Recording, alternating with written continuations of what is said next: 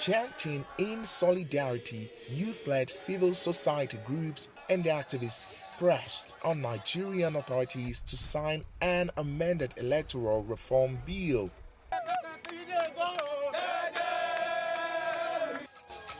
Days later, in a major win, the Nigerian president passed the bill into law. The current bill comes with a great deal of improvement from the previous electoral bill 2021. The bill promotes early planning of elections, inclusivity and transparency.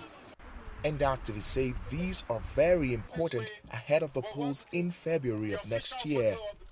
The bill also allows, for electronic transmission of results.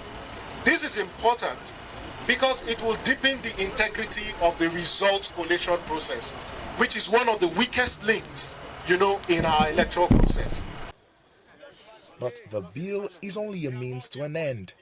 It's not the reason Nigeria's youths are keen about next year's elections, says Godbless Otubere, one of the organizers of the electoral reform demonstration. EndSARS was just a reawakening to say, hey, young people, wake up. You are not on the table. There are people on the table that clearly don't have your mentality and are not thinking the way you're thinking. In October 2020, protests against police brutality rocked nearly every Nigerian city for about 2 weeks. Young activists demanded the disbandment of SARS, or the Special Anti-Robbery Squad of the Nigerian police, over a long history of torture and extrajudicial killings. But the protesters later expanded their demands to include calls for better governance and accountability. The protests were met with a fierce crackdown by authorities and were halted. But young activists say the aftermath is the birth of a politically conscious youth population. Young people are becoming more aware of the very important role that young people have to play in our political system, in democracy, in governance issues largely. Many young people showing their aspirations, whether it is just a simple declaration that we've seen a few younger people also say, I'd like to be the governor of the state or the president of Nigeria. For decades, Nigeria's political positions have been mostly occupied and controlled by older citizens, but young activists say that could change soon. They are aiming to occupy up to 50% of the political seats, mostly at parliament and local government levels, by next year. And to achieve this, they say more young people must be legally registered to vote.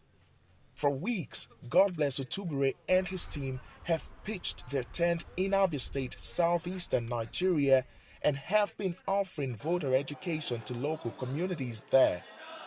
Otubere heads the non-profit Ready to Lead Africa initiative, which focuses on youth-centered advocacy and leadership. He says one community at a time, they're winning the interest of young voters and getting them registered for next year's elections. The goal is to register as many people as possible, especially first-time voters across Nigeria. Ready to Vote is mobilizing first-time voters, getting them registered so that they can vote in 2023 and other elections moving forward. And Ready to Vote is not just going to happen. The initiative is expanding to 11 other Nigerian states in the coming months. But it is not the only initiative encouraging youth participation in politics. The Youth Initiative for Advocacy, Growth and Advancement Africa, or YAGA Africa, has been mentoring young aspirants and providing them with financial support to run for office. Political campaigns in Nigeria can cost hundreds of thousands of dollars depending on the aspirant and political party. People who are running for office, and we encourage young people to actually have a budget or have a plan on how you're going to raise money, whether it is from family, whether it's from friends, whether you're going to crowdfund one way or another. Thankfully, there are also some organizations that are able to provide some levels of support. Next year's polls are arguably the most significant in Nigeria's recent history. Experts say issues of police brutality will be remembered as the days get closer and could influence decisions of thousands of voters. But activists say they're simply upholding a promise they made to thousands of EndSARS protesters to stand up to political orders that do not represent their interests. Timothy Obiezu for VOA News, Abuja, Nigeria.